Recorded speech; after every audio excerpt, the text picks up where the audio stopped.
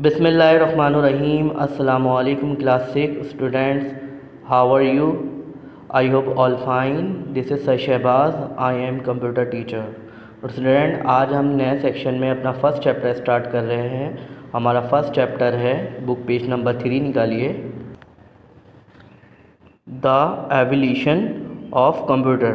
यानी क्या मतलब? पुराने ज़माने के कंप्यूटर। जब पुराने ज़माने के कंप्यूटर के बारे में आज हम जानेंगे, उसको पढ़ेंगे।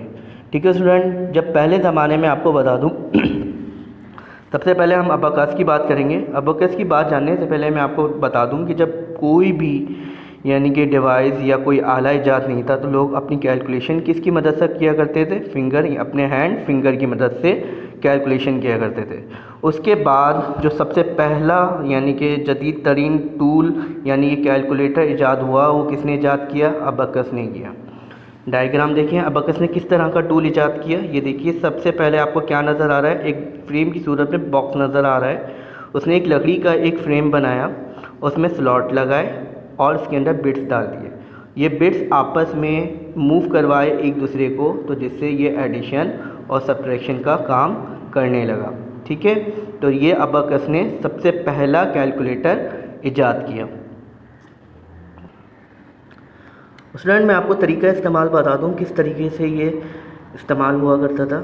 अगर इस स्लॉट के अंदर 10 बीट्स मौजूद हैं, ठीक है ना। अब 10 बीट्स को किस तरीके से कैलकुलेशन किया जाती थी?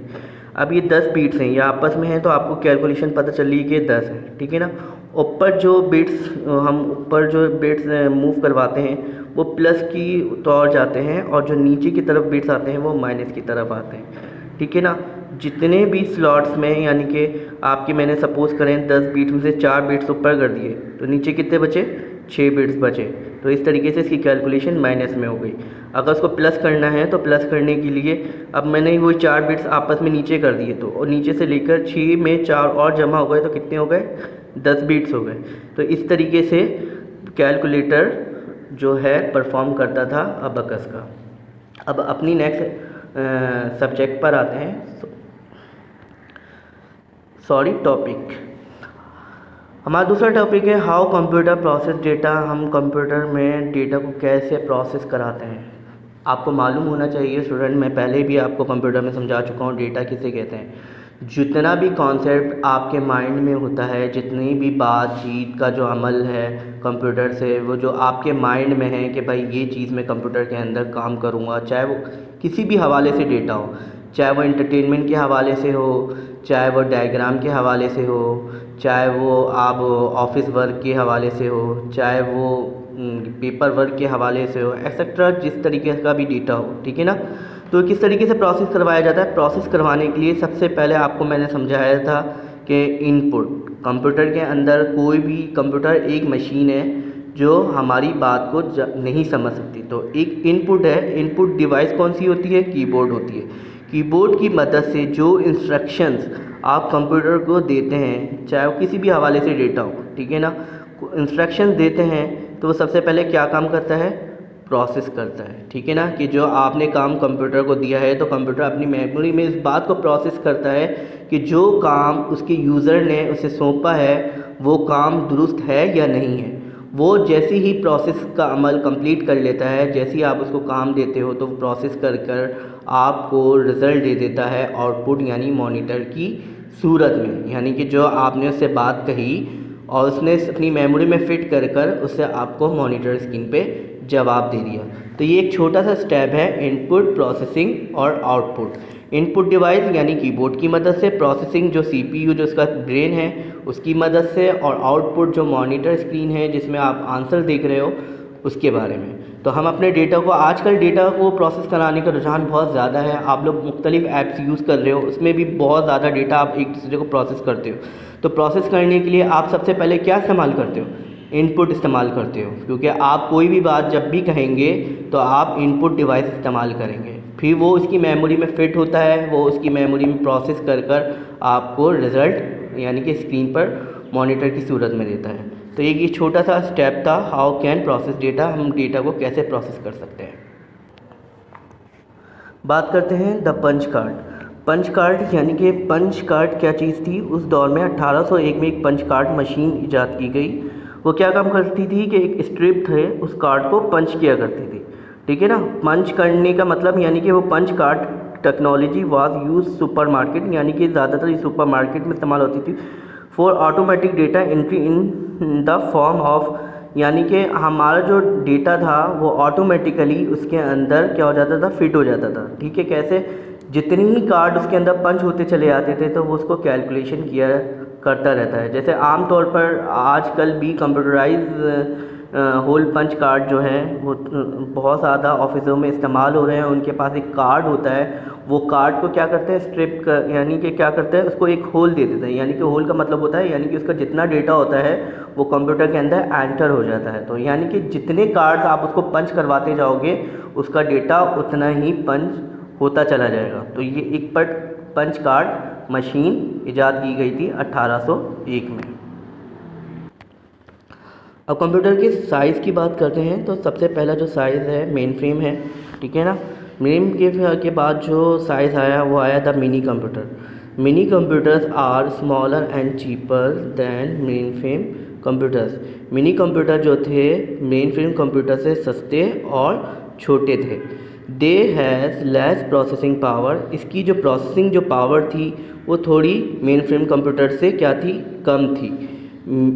Mini computer can process large amount of data and are use by medium और large sized businesses, colleges, bank and libraries.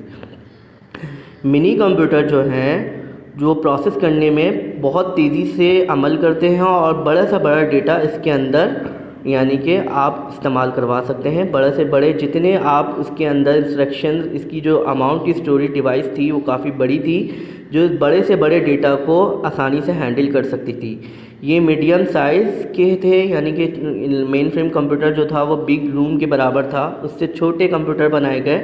ये मेन फ्रेम से थोड़े छोटे साइज़ के कंप्यूटर थे। ये ज़्यादातर कहाँ इस्तेमाल होते थे? बिज़नेस लेवल पे इस्तेमाल होते थे, जो तिजारत का काम करते हैं बिज़नेस लेवल पे काम होता था। कॉलेजेस में इस्तेमाल होते थे, बैंक्स में इस्तेमाल होते थे एंड लाइब्रेरीज़ में ये ज़्यादातर मिनी कंप्यूटर इस्तेमाल होते थे।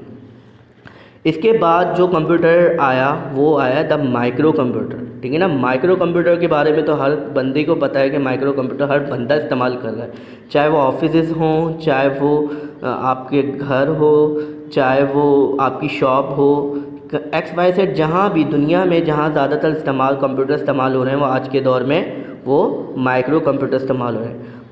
Micro computer are smaller and cheaper than mini computer.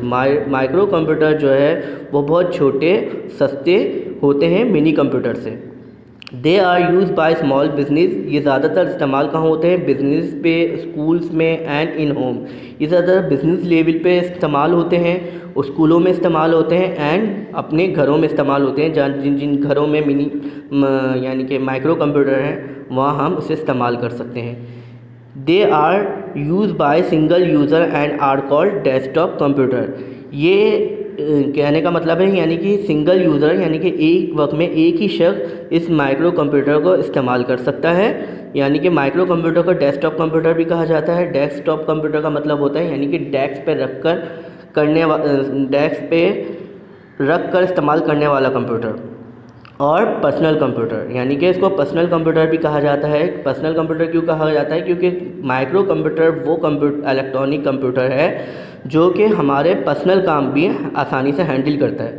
Personal से मुराद आप उसके अंदर एंटरटेनमेंट के हवाले से गेम वगैरह भी खेल सकते हैं, कोई वीडियोस वगैरह भी देख सकते हैं, कोई लिसनिंग आप कोई चीज़ सुन भी सकते हैं। तो ये हमारे पर्सनल काम भी आसानी से हैंडल कर रहा है, तो इसलिए इसको माइक्रो कंप्यूटर कहते हैं।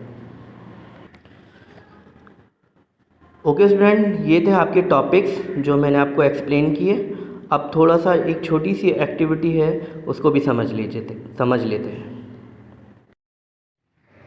हमारी एक्टिविटी है arrange the given computers in orders of size from the largest to the smallest. हमें क्या करना है स्टूडेंट इस एक्टिविटी में? हमें अरेंज करने हैं वो अल्फाज जो बड़े से लेके छोटे कंप्यूटर जो इजाद हुए उनके नाम लिखने हैं। ठीक है ना।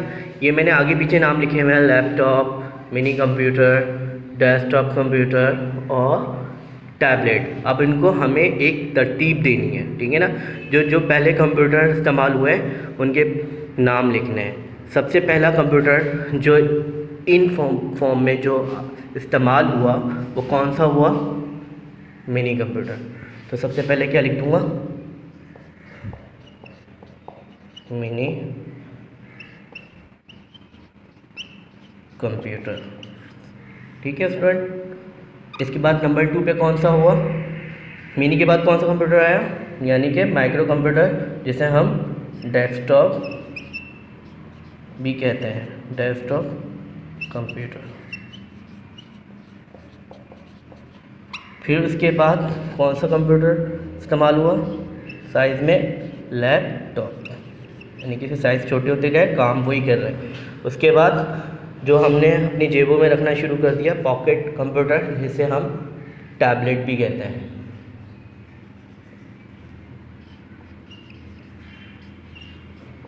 टैबलेट्स, ठीक है स्टूडेंट। बहुत इजी एक्टिविटी है आपके लिए, यानी कि हमें सिर्फ अरेंज करने हैं, यानी कि बड़े से लेके छोटे तक कंप्यूटर कि हम बड़े से छोटे कंप्यूटर को अरेंज करें, यानी कि उसका तरतीबवार लिखें। तो हमने लिखना शुरू कर दिया। सबसे पहले मिनी कंप्यूटर इस्तेमाल हुआ, फिर डेस्कटॉप कंप्यूटर इस्तेमाल हुआ, फिर लैपटॉप कंप्यूटर इस्तेमाल हुआ और उसके बाद टैबलेट कंप्यूटर इस्तेमाल हुआ। तो ये कंप्यूटर अभी भी इस्तेमाल हो रहे हैं। तो ये थी एक छोटी सी एक्टिविटी।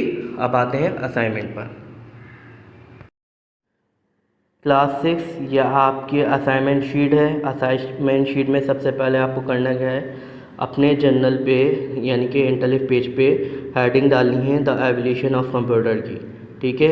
उसके सामने लाइनों वाला पेज है, आपको शॉर्ट क्वेश्चन आंसर्स की हेडिंग डालनी है। शॉर्ट क्वेश्चन आंसर्स की हेडिंग डालने के बाद आप सबसे पहला क्वेश्चन अटैम्प्ट करेंगे, what is punch card. Punch card किसे कहते हैं ये मैं आपको समझा चुका हूँ। और क्वेश्चन नंबर 2 है डिफाइन अबकस।